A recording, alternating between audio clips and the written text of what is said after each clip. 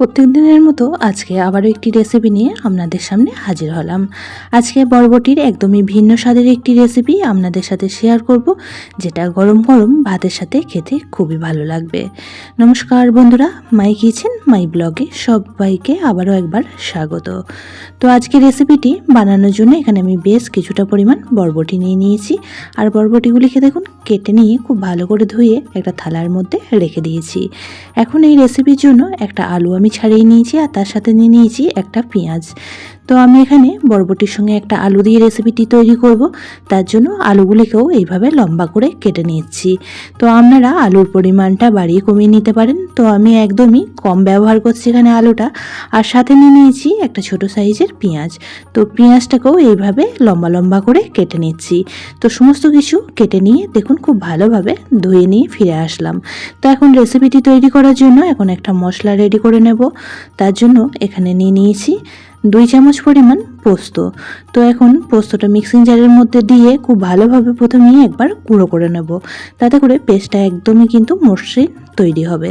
তো দেখুন গুঁড়ো করে নিয়েছি। এরপর দিয়ে দেবো এর মধ্যে বেশ কয়েকটা কাঁচা লঙ্কা, সাথে অল্প পরিমাণ জল দিয়ে পেস্টটা রেডি করে নেব।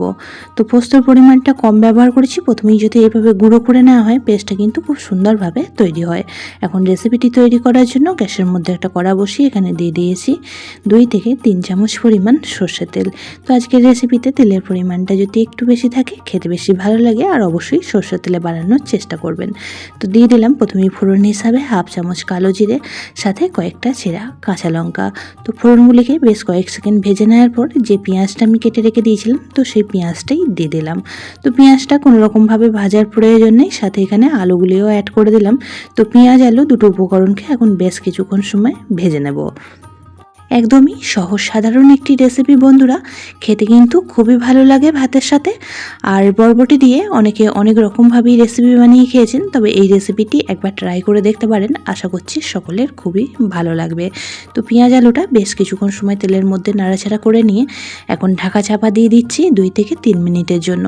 তো 3 মিনিট পর ফিরে আসলাম, আর এখন দেখুন পেঁয়াজ আলু দুটো উপকরণই খুব সুন্দরভাবে লালচে করে ভাজা হয়ে গিয়েছে। তো এখন আমি কেটে রাখা বরবটিগুলি অ্যাড করে দেব। আলুগুলিকে প্রথমেই যদি একটু লালচে করে ভেজে নেওয়া হয় রেসিপিটি খেতে কিন্তু খুবই ভালো লাগে।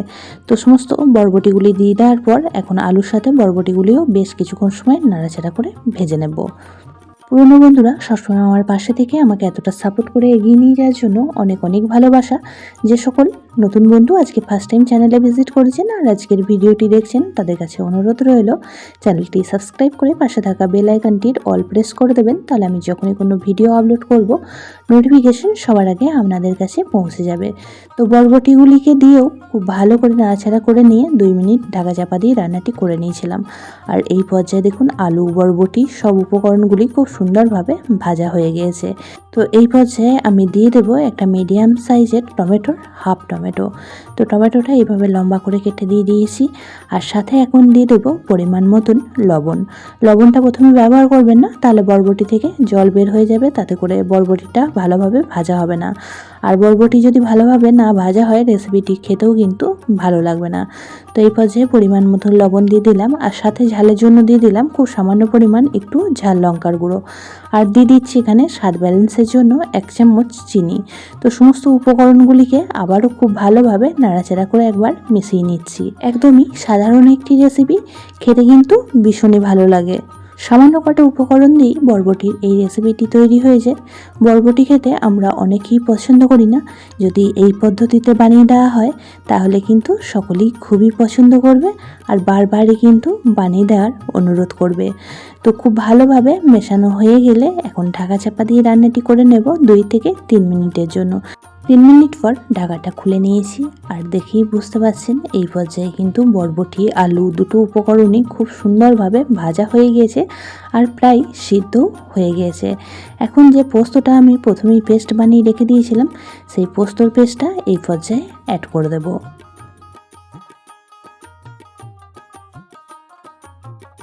জারটার মধ্যে অনেকটাই পোস্ত বাটা লেগে আছে, তার জন্য জারটা ধুয়ে বেশ কিছুটা পরিমাণ জলও এখানে অ্যাড করে দিলাম। তাতে করে বরবটি আলুটা খুব সুন্দরভাবে মাখা মাখা তৈরি হবে। তো খুব ভালোভাবে একবার মিশিয়ে নিচ্ছি। আর মেশানো হয়ে গেলে আবারও কিন্তু ঢাকা চাপা দিয়ে রান্নাটি করে নেব 3 থেকে 4 মিনিটের জন্য।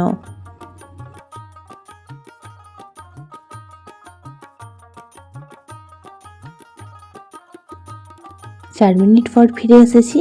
আর এখন দেখুন রেসিপিটি প্রায় রেডি হয়ে গিয়েছে। আলু বরবটি খুব সুন্দরভাবে সিদ্ধ হয়ে গিয়েছে। তো এখন খুব ভালোভাবে ওপর নিচে একবার নাড়াচাড়া করে মিশিয়ে নিচ্ছি। আর রেসিপিটি একদমই পাতলা রয়েছে, তো গ্যাসের ফ্লেম হাই করে দিয়ে বেশ কিছুক্ষণ সময় একটু ফুটিয়ে নেব। তাহলেই দেখবেন রেসিপিটি একদমই মাখো মাখো তৈরি হয়ে যাবে। একটা আলু কেটেও আপনাদের দেখিয়ে দিচ্ছি কতটা সুন্দরভাবে সিদ্ধ হয়ে গিয়েছে। তো আলু ভাজার সময়তেই সিদ্ধ হয়ে গিয়েছিল, যেহেতু আলুগুলি একদমই পাতলা পাতলা করে কাটা ছিল। আর বরবটি যেহেতু নরম একটি সবজি, তাই রান্না হতে একদমই বেশি সময় লাগে না।